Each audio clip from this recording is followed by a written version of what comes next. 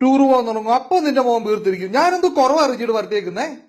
മൊത്തമായിട്ട് പറയണോ ഓരോന്നോരോന്നായിട്ട് പറയണോ? ഓരോന്നോരോന്നായിട്ട് പറ. ഒരു മനുഷ്യൻ ഒരു തവണ അല്ലെങ്കിൽ 2 തവണ ചായ കുടിക്കും. നിങ്ങൾ എത്ര തവണ ചായ കുടിക്കും? പണി എടുത്ത് മനുഷ്യന്റെ ഉപ്പാട് കളി അറിയാവോ? എടി എന്താ ഇത്? നീ പിന്നെ സംസാരിക്കാൻ വരുമ്പോ ഊർജത്തോടെ നിന്ന് കേൾക്കാൻ വേണ്ടിയാ ഞാൻ ആ ചായ കുടിക്കുന്നത്.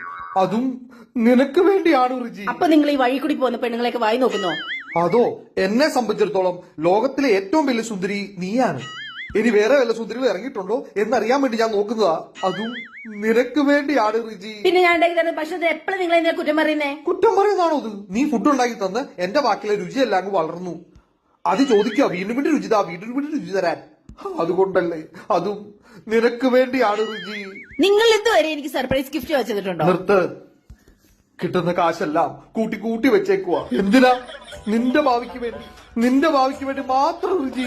എനിക്ക് വേണ്ടി? ആ പോയിട്ട് വായേ. ബൈ.